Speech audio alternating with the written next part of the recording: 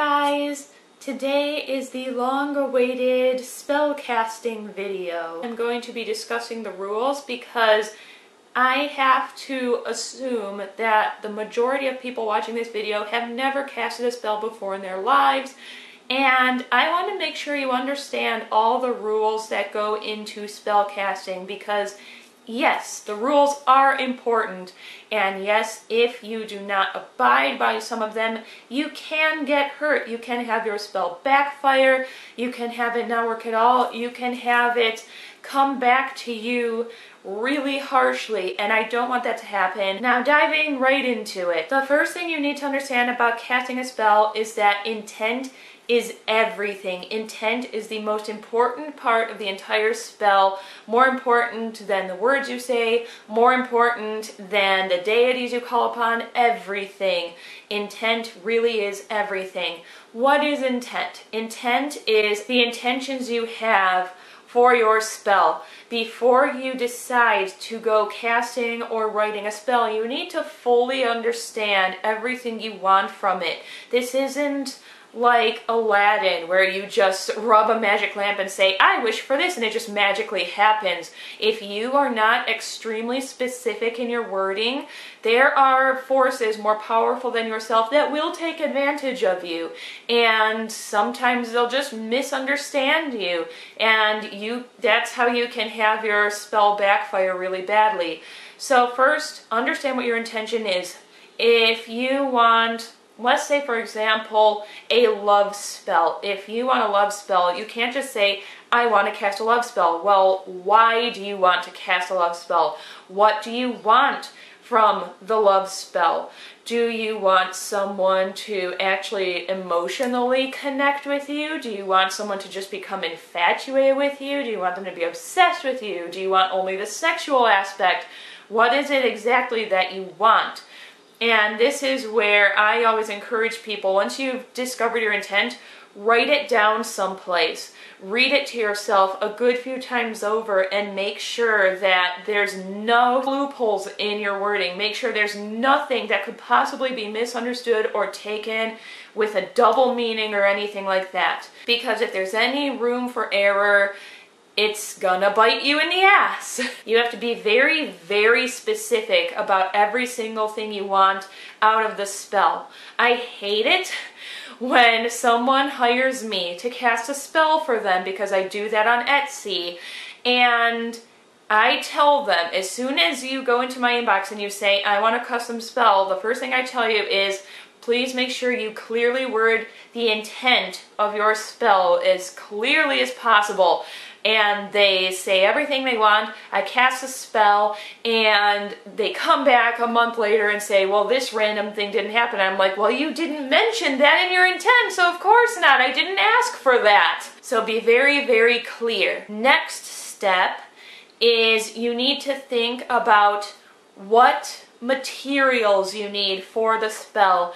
I always suggest either using your own grimoire or Book of Shadows, the pages from it, because the pages in your Book of Shadows or your grimoire are something very close to you. They are personal to you. They are a part of you because you've written all of your work in this book so far. So it's very, very powerful and more likely to happen if you use one of those pages. If you're someone who doesn't have one, or you don't really feel like you want one, you can get some parchment paper and make sure that you have blessed it under the moon, the sun, whatever works for you. Make sure it's been blessed in some way or another to make the spell more powerful. And beyond just what you're writing down, you need to figure out what other materials you want or need. You don't technically need any materials to cast a spell. If you understand what you're doing well enough to memorize the words you want to say, visualize everything you need to visualize, and you don't think you need any other materials, that is fine. That is perfectly acceptable. You don't have to have any stuff. But a lot of people do feel that their spells are more powerful and that it's easier for them to cast them if they have material items. So if it's a love spell, do some research. What kind of crystals go along with feelings of love? What kind of candle colors go along with feelings of love? What herbs and incenses. Gather all that stuff if you're someone who likes to have material items involved in your spells, and make sure that you have them, because it's going to be terrible if you think you have everything, you're just about to do your spell, you've, gotten yourself in the right mindset and everything, and it turns out you forgot your incense. So write a list of all the materials you need and go out and purchase them or make them before you actually start your spell casting. Next step, how long do you want the spell to go? You don't have to just do a quick spell where you just chant something and it's over in that moment. A lot of people prefer to have a spell that is cast over a certain period of time or under a certain moon phase in order to make it much more powerful. See, this is the thing about bringing material items into your spell casting and choosing a certain moon phase and choosing a certain way of doing it. The longer your spell goes on, the more of yourself you put into it, the more likely it is to actually come to fruition the way you want it to. Yes, it is possible when you're doing a quick spell for it to still, work out for you, just maybe not in exactly the way you want it or as quickly as you want it to. So if moon phases are something that matter to you, figure out what moon phase you want to work under, mark it on your calendar. It can be helpful to have a calendar or a planner like mine. I have a moon phase day-to-day planner, and I also have a calendar that is specifically made for witches and witchcraft, and those are very useful items when it comes to preparing for your spells and casting them. So I highly recommend getting something like that. Now that you have written down your spell, you're positive about your intent, you have everything you need for the spell, it's time to get ready to cast. It's very important that if you're someone who does not live alone, you live with your family or you live with a roommate or something, that you wait until there is nobody in the house, because when you cast a spell, you need to be completely focused on your spell work. You can't have these distracting sounds happening around you. You can't have, light sources suddenly peering in from nowhere, because you'll be taken out of the moment and you'll make a mistake, and you don't want to make a mistake, and you don't want to have to keep starting over because other people are being noisy. So wait until you have at least an hour completely to yourself. And if you want to do this spell consecutively along the course of, say, 5 days or something, I suggest if your roommate or your family are going to be around, that you either do it at a time of day when they are not, if they work or something, or if you can't even do that, make sure that you, get a hotel or a cabin or some place that you can be by yourself. It will be so much easier. So now we've gotten this far, it's time to prepare the spell. Chances are, if you're casting spells, you have some form of altar. It doesn't have to be as aesthetically beautiful as the ones you see online. It can just be a flat surface of some kind. It can be a table, it can be the floor. Anything, as long as it's clean and free of items that can get in your way. So prepare your space, make sure it's clean, make sure that you feel comfortable in it because you might be sitting or standing for a long period of time, and get all of your items ready in the order that you'll be using them. That's what I always do. Before I even start chanting anything or getting, the spell going, what I do is I look at what I've written down. I'm like, okay, the first thing I'm going to have to do is light a candle. So the candle is the first thing I see on my altar, and beside that I put, anything I'm going to be burning. Beside that I put, whatever crystals I'm going to use. Just kind of consecutively get everything ready in the order in which it will be used. And that's going to make your spell a lot easier. Next, you do want to cast a circle. I am a witch who prefers casting a circle. It's an easy and effective way of protecting yourself, because when you're doing spell work, when you're doing divination, when you're doing anything like this, you have to protect yourself because you are exposing yourself to a spiritual world that is much more powerful than yourself, and you have to make sure that you're safe. There are multiple ways of doing this. You do not necessarily have to cast a circle or do it the same way that I do.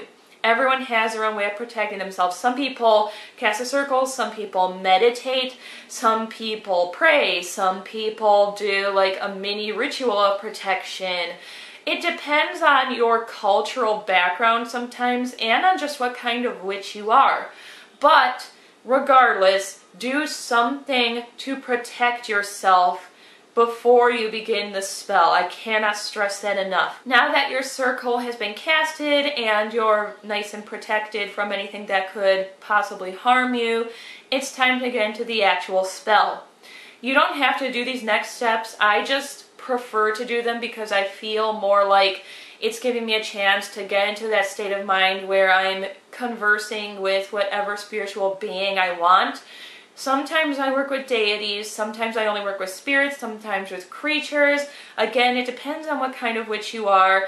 So after I've cast my circle, I call upon whatever spiritual beings I want to come into the circle and help me with whatever it is I'm doing that day. And whatever creatures or spirits or deities you call upon should directly correlate with what's coming from the spell. So if you're someone who likes to work with deities, for that love spell you would want to use someone like Aphrodite or Venus. It would be weird to instead use just some random one like Thor that isn't as strong in that aspect. And while I'm calling upon them, I offer them gifts. This is something that a lot of beginner witches tend to forget. Everything about witchcraft is balance. The world cannot exist without balance. If you're asking a deity, a spirit, or a creature for help, you should give them something as a form of payment. So for Aphrodite, I get a flower directly from my garden after, of course, asking permission from the flower, and I offer that to her as a gift because it's something that I've carefully cultivated. It's something beautiful that she would enjoy. I usually pick a pink or red flower for her because they're love colors. Something that I know that deity will enjoy. And after I've called whatever help I want in the circle, this is when the actual casting begins. I like to do a little kind of mini ritual before I cast whatever spell I'm casting, again to get into that right headspace and make sure I'm extra protected. I tend to do a protection spell, and I tend to do a banishing spell from any energies that I have not invited into the circle. And after these are complete, that is when I actually get to casting the spell that I was intending to cast from the start. I'm not going to actually show you the real spell that I've cast because most witches prefer to keep their craft secret only to them. You don't really show your altar or your spells or your book of shadows because it is something that's unique to you and special to you, and it should remain that way. And now that your spell is complete and you are happy with the way it's been cast, it is time to close the circle and say goodbye to any of the spiritual energies you've asked for help. It is important that you say goodbye, that you thank them, and that you close the circle. Otherwise, anything that's still around you're inviting to just kind of follow you. And that is essentially it. That's basically how you cast a spell. Obviously, you can adjust certain aspects of it to fit whatever works best for you, but I do strongly advise that you do some kind of protective ritual before casting, that you make sure that if you are inviting any spiritual energies into your space to help you, you provide them with some form of payment or gift, and that you always close the circle and say goodbye at the end of the spell so that everything, goes back to where it's supposed to be. I hope this helped any of you who have been a little unsure about how to cast, and hopefully you'll cast correctly now and you'll be safe and happy with your results. And I'm going to do a couple more witchcraft related videos after this because, as I mentioned in my last video, it's just kind of what's on my mind right now. As always, do something that makes you happy today no matter what anyone else thinks about it, and I'll see all of you again very soon.